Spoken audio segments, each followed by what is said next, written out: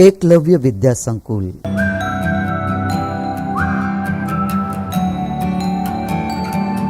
कक्षा 8 विषय हिंदी, विषयांक भरत भाग 2। इस पाठ के लेखक का नाम है राजा लक्ष्मण सिंह और इस पाठ का साहित्य प्रकार है एकांकी। विद्यार्थी मित्रों, आज हम इस पाठ का दूसरा भाग देखने जा रहे हैं। इसके पूर्व पहले भाग में हमने सबसे पहले एकांकी की परिभाषा समझी थी कि एकांकी किसे कहते हैं। उसके बाद इस पाठ के लेखक राजा लक्ष्मण सिंह का जीवन परिचय प्राप्त किया और फिर संस्कृत के महान कवि कालिदास की एक विश्वविख्यात रचना जिसका नाम है अभिज्ञान शाकुंतलम, जो उसकी एक विश्वविख्यात कृति है, तो उसकी संपूर्ण कथा के बारे में हमने देखा। क्योंकि हम जो एकांकी पढ़ने जा रहे हैं जिसका नाम है भरत, तो यह एकांकी इसी कथा से जुड़ी हुई है और इसका ही एक अंक है, एक अंश है, जिसमें हमने दुष्यंत और शकुंतला की संपूर्ण प्रेम कथा को जाना था। हमने देखा था कि किस प्रकार शकुंतला और दुष्यंत का मिलन होता है, उसके बाद किस प्रकार वो अलग होते हैं और फिर अलग होने के बाद किस प्रकार दुष्यंत की सारी स्मृति वापस आती है और फिर वो शकुंतला को ढूंढने के लिए वापस कहाँ आता है, कण्व ऋषि के आश्रम में, और फिर वहां आकर उसकी सबसे पहले मुलाकात भरत से होती है। भरत को देखकर उसके प्रति एक प्रकार का आकर्षण उसके मन में उत्पन्न होता है। दुष्यंत को पता नहीं है कि भरत उसका पुत्र है, वो तो सिर्फ शकुंतला को ढूंढने आया था। दुष्यंत को यह भी नहीं पता कि शकुंतला ने एक बालक को जन्म दिया है। लेकिन भरत को देखकर उसके मन में स्नेह उमड़ पड़ता है और उसके मन में कई प्रकार के सवाल आते हैं। तो हम आज जो एकांकी पढ़ने जा रहे हैं इसमें इसका ही विस्तृत वर्णन है कि किस प्रकार भरत को मिलकर दुष्यंत को यह सांत्वना मिलती है कि यह उसका ही पुत्र है। तो विद्यार्थी मित्रों, हमने अगले भाग में इस एकांकी के पहले दृश्य का अभ्यास कर लिया, जिसमें हमने देखा था कि एक बालक है जो सिंह के बच्चे को घसीटते हुए लाता है और दो तपस्विनियां उसे रोकने का प्रयत्न करती है। वह बालक सिंह के बच्चे के साथ खेलना चाहता है, उसका मुख खोलकर उसके दांत गिनना चाहता है। वो कोई सामान्य बालक नहीं था, एक वीर बालक था। और ये जो घटना हो रही थी वन में, तपोवन में, तो एक पेड़ के पीछे राजा दुष्यंत खड़े खड़े ये सारा दृश्य देख रहा था। भरत को देखकर उसके मन में कई प्रश्न उठते हैं। उसके प्रति अचानक ही एक अलग और अद्भुत प्रेम जागृत होता है। इसलिए वो अपने मन में ही, अपने मन से ही प्रश्न करता है कि क्या कारण है कि इस बालक के प्रति मेरा स्नेह बढ़ता जा रहा है। और फिर वो मन ही मन सोचता है कि अवश्य यह बालक किसी तेजस्वी वीर का पुत्र है, क्योंकि उसका मुख अग्नि के समान दमक रहा है, चमक रहा है। तो विद्यार्थी मित्रों, अगले वीडियो में हमने यहाँ तक अभ्यास किया था। अब हम आगे पढ़ते हैं। पहले तपस्विनी, हे प्यारे बालक, सिंह के बच्चे को छोड़ दे, मैं तुझे खिलौना दूंगी। बालक हाथ पसार कर, पहले खिलौना दे दो, लाओ, कहाँ है? दुष्यंत दूर से बालक की हथेली को देखकर स्वयं से, आह, इसके हाथ में चक्रवर्तियों के लक्षण है। उंगलियों पर कैसा अद्भुत जाल है और हथेली की शोभा प्रातः कमल को भी लज्जित कर रही है। मतलब कि भरत जब सिंह के बच्चे को घसीटकर उसके साथ खेलता है, तब तपस्विनियां उसे रोकने का प्रयत्न करती है।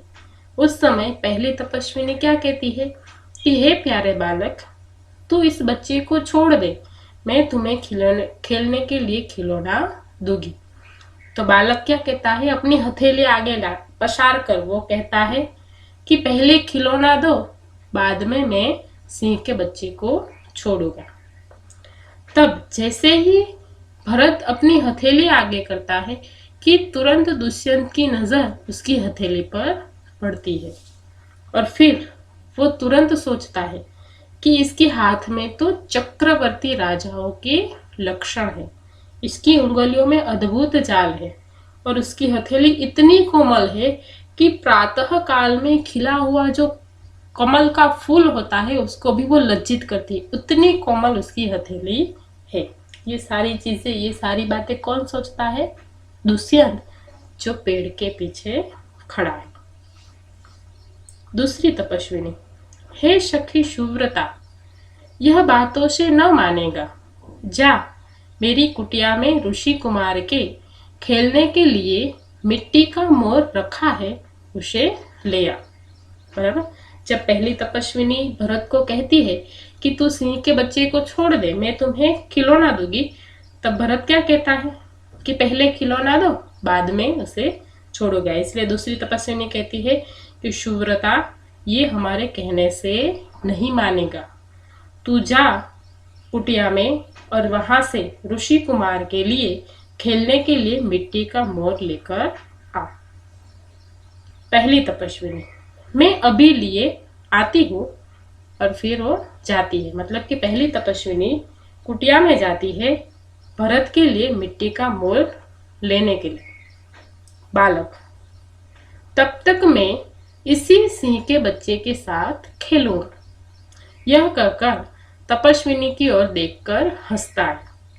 मतलब कि वो तपस्विनी मिट्टी का मोर लेने जाती है, तब भरत क्या कहता है कि जब तक वो वापस नहीं आती तब तक मैं इसी सिंह के बच्चे के साथ खेलूंगा।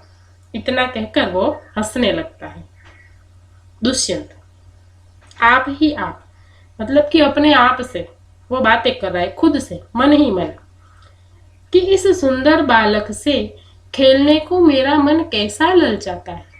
मतलब कि मन ही मन दुष्यंत अपने आप से कहता है कि ये बालक कितना सुंदर है और उससे खेलने के लिए मेरा मन इतना ललचाता क्यों है, इतना आकर्षित क्यों होता है इस बालक के प्रति। और फिर आह भरकर मतलब कि सांस, गहरी सांस लेकर, धन्य है वे मनुष्य जो अपने पुत्र को गोद में लेकर उनके अंग की धूली से अपनी गोद मेली करते हैं और पुत्रों के मुख अकारण हंसी से खुलकर उज्जवल दांतों की शोभा दिखाते हैं और तुतले वचन बोलते हैं। मतलब कि दुष्यंत वे मनुष्य को धन्य मानते हैं, वे पिता को धन्य मानते हैं कि जो अपने पुत्र को गोद में बिठाकर उसके साथ खेलते हैं। उसके कपड़े भले ही धूल भरे हो, बालक के कपड़े, लेकिन फिर भी वो अपनी गोदी में बिठाते हैं और अपनी गोद मैली करते हैं, उसके साथ तुतले वचन बोलते हैं, उसके साथ उसी की बोली में बातें करते हैं, हंसते हैं। तो वे मनुष्य धन्य होते हैं जो अपने बच्चों के साथ उसको क्या करने का मौका मिलता है, खेलने का मौका मिलता है। ऐसा कौन सोच रहा है? दुष्यंत। दूसरी तपस्विनी, क्यों रे डीड, तू मेरी बात कान नहीं धरता। दूसरी तपस्विनी किसे कहती है? भरत को कहती कि क्यों रे डीड, डीड यानी कि जिद्दी, हठीला, तू मेरी बात कान नहीं धरता, मतलब कि तू मेरी बात क्यों नहीं सुनता, तू क्यों सिंह के बच्चे को छोड़ता नहीं है। फिर इधर उधर देखकर, मतलब वो तपस्विनी इधर उधर देख रही है और तुरंत उसकी नजर किस पर पड़ती है? कोई ऋषि कुमार यहाँ है। मतलब कि वो इधर उधर देखती है और मदद मांग रही है कि अगर कोई ऋषि कुमार यहाँ हो तो इस बालक के हाथ से सिंह के बच्चे को छुड़ाए। और फिर दुष्यंत को देखकर, मतलब कि वो तपस्विनी दुष्यंत को पेड़ के पीछे देख जाती है और फिर क्या कहती है? हे महात्मा, तुम ही आओ और कृपा करके इस बलि बालक के हाथ से सिंह के बच्चे को छुड़ाओ। मतलब कि वो तपस्विनी दुष्यंत को कहती है कि आप यहाँ आओ और मेरी मदद करो, कृपा करके इस बालक के हाथ से सिंह के बच्चे को छुड़ा दो। दुष्यंत, अच्छा। बालक के पास जाकर और हंसकर, हे ऋषि कुमार, तुमने तपोवन के विरुद्ध यह आचरण क्यों सीखा है जिससे तुम्हारे कुल की लाज जाती है? यह तो कोई अच्छी बात नहीं है। बच्चे ने सिंह के बच्चे को छोड़ दिया। मतलब कि दुष्यंत उसे क्या कहता है उसके पास जाकर कि हे ऋषि कुमार। मतलब कि दुष्यंत इस बालक को क्या कहकर पुकारता है? ऋषि कुमार। क्यों? क्योंकि वो बालक तपोवन में रहता है और तपोवन में हमेशा ऋषि के बच्चे रहते हैं, इसलिए उसने ऋषि कुमार कहकर पुकारा और कहा कि तुमने तपोवन के विरुद्ध यह आचरण क्यों सीखा है? मतलब कि तपोवन का क्या नियम होता है कि तपोवन में तपस्विनियां होती है, ऋषि मुनि होते हैं, उन सबका आचरण कैसा होता है? प्रेम और दया भाव से भरपूर, ना ही किसी को परेशान करना और सभी पशु पक्षियों को बाल बच्चों की तरह रखना। यह आचरण ऋषि कुमारों का होता है, तपस्विनियों का होता है और ऋषि मुनियों का भी होता है। तो यह बालक भी एक ऋषि कुमार ही था, ऐसा सिर्फ दुष्यंत सोच रहा है।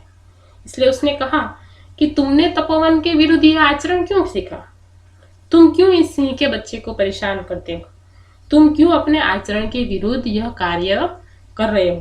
तुम्हारा आचरण तो ऐसा होना चाहिए कि तुम जंगल के पशु पक्षियों को बाल बच्चों की तरह रखो, लेकिन तुम ऐसा विरुद्ध आचरण क्यों कर रहे हो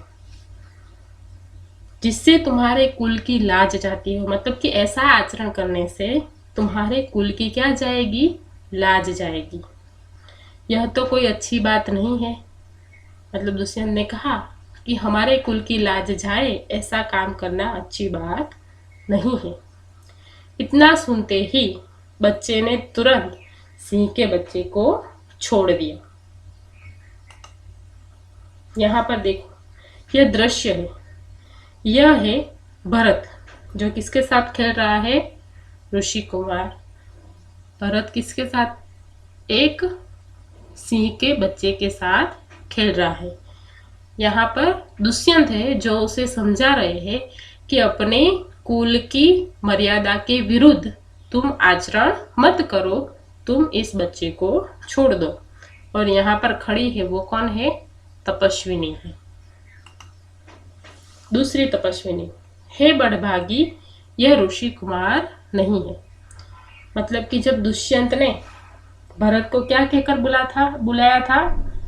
ऋषि कुमार कहकर। इसलिए दूसरी तपस्विनी ने कहा कि हे बड़भागी, यह ऋषि कुमार नहीं है, मतलब कि यह ऋषि का पुत्र नहीं है। तो दुष्यंत सत्य है, उसके काम ही ऐसे साहस के हैं कि यह ऋषि कुमार नहीं जान पड़ता, परंतु मैंने तपोवन में वास देखकर इसे ऋषि पुत्र जाना था। मतलब कि दुष्यंत क्या क्या कहता है कि सही बात है, क्योंकि इसके काम ही इतने साहस भरे हैं कि यह ऋषि कुमार नहीं दिखाई देता। लेकिन उसने उसे ऋषि कुमार क्यों कहा?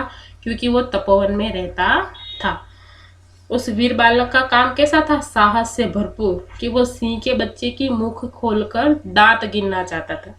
ये किसी ऋषि कुमार का काम नहीं है, किसी ऋषि के पुत्र का काम नहीं है, ये किसी वीर पुत्र का काम है। इसलिए दुष्यंत ने कहा कि इसके काम को देखकर तो मुझे लगता ही नहीं था कि ये ऋषि का पुत्र होगा, लेकिन तपोवन में रहता है, इसीलिए मैंने उसे ऋषि कुमार कहा। बच्चे की हथेली को अपने हाथ में लेकर स्वयं से बच्चे को अपने गोद में बिठाता है दुष्यंत, और उसकी हथेली अपने हाथ में लेता है और फिर खुद से वो मन ही मन क्या कहता है कि आह, जब इसका हाथ छूने से मुझे इतना सुख हुआ है, तो जिस बड़भागी का यह बेटा है उसे कितना हर्ष होता होगा। मतलब कि उसके हाथ को छूने से दुष्यंत को बहुत ही सुख मिला, आत्मसंतोष मिला। इसलिए वो सोचता है कि इसके हाथ को स्पर्श करने से मुझे बहुत ही आनंद मिला, तो यह जिसका पुत्र है उसको कितना आनंद मिलता होगा, क्योंकि दुष्यंत ने भरत का हाथ छुआ। भरत उसी का पुत्र था, लेकिन दुष्यंत को पता नहीं था। दूसरी तपस्विनी, दोनों की ओर देखकर, मतलब कि वो दुष्यंत की ओर भी देखती है और भरत की ओर भी देखती है, और क्या कहती है कि बड़े अचंभे की बात है। दुष्यंत, तुम्हें क्यों अचंभा हुआ? अचंभा यानी कि आश्चर्य। तपस्विनी क्या करती है कि दोनों के चेहरे की ओर देखती है, दुष्यंत की ओर भी देखती है और भरत की ओर देखती है, और फिर कहती है कि बड़े ही आश्चर्य की बात है। तो दुष्यंत पूछता है कि तुम्हें कैसा आश्चर्य हुआ, क्यों आश्चर्य हुआ? तो दूसरी तपस्विनी क्या कहती है कि इसीलिए हुआ कि इस बालक की और तुम्हारी सूरत बहुत मिलती है, और तुम्हें जाने बिना भी इसने तुम्हारी बात मान ली। मतलब वो तपस्विनी क्या कहती है कि इस बालक की जो सूरत है, उसका जो चेहरा है, वो तुम्हारे चेहरे से मिलता, तुम्हारे जैसा वो दिख रहा है। और दूसरी बात यह कि ये तुम्हें जानता भी नहीं है, पहचानता भी नहीं है।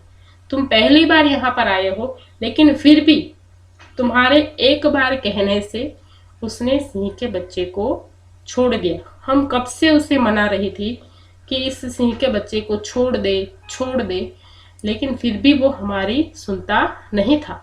लेकिन तुम्हारे एक बार कहने से उसने सिंह के बच्चे को छोड़ दिया, मतलब तुम्हारी बात मान ली। दुष्यंत, बच्चे को गोद में उठाकर, हे तपस्विनी, जो यह ऋषि कुमार नहीं है तो यह किस वंश का है? दुष्यंत के मन में दूसरा प्रश्न उठता है। जब तपस्विनी ने कहा कि ये ऋषि कुमार नहीं है, तो वो उसे प्रश्न पूछता है कि हे तपस्विनी, अगर ये ऋषि का पुत्र नहीं है तो ये किस वंश का है? तो दूसरी तपस्विनी कहती है कि यह पुरुवंशी है, मतलब कि पुरुवंश का यह बालक है। दुष्यंत स्वयं से, इसीलिए इसकी सूरत मुझसे मिलती है। मतलब कि दुष्यंत खुद पुरुवंशी था, इसलिए मन ही मन वो कहता है कि इसीलिए इस बच्चे की सूरत मुझसे मिलती है, क्योंकि मैं भी पुरुवंशी हूँ। बच्चे को गोद से उतारकर, पुरुवंशियों में यह रीति तो निश्चित है कि युवा अवस्था में वे महलों में रहकर पृथ्वी की रक्षा और पालन करते हैं, और वृद्धावस्था आने पर वन में जितेंद्रियों तपस्वियों के आश्रम में वृक्षों के नीचे कुटी बनाकर रहते हैं। देवता जैसी शक्ति वाला यह निडर और असाधारण बालक मनुष्य का पुत्र भला किस प्रकार होगा?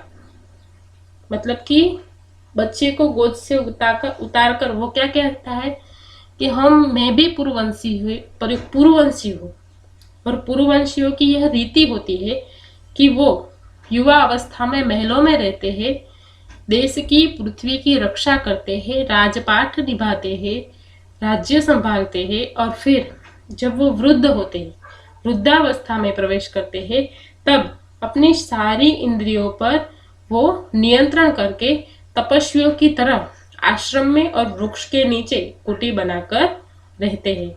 देवता जैसी शक्ति वाला यह जो निडर और असाधारण बालक है, वो किसी सामान्य मनुष्य का पुत्र तो हो ही नहीं सकता।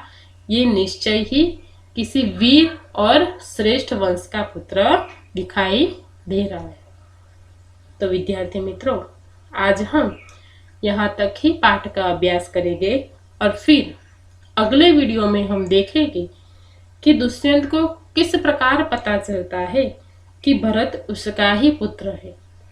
अभी तक उसे पता नहीं है कि भरत किसका पुत्र है। हाँ, उसे वो पता चल गया कि वो पुरुवंशी है, मतलब कि दुष्यंत भी पुरुवंश का है और भरत भी पुरुवंश का ही है, लेकिन उसे वो पता नहीं है कि वो उसका ही पुत्र है।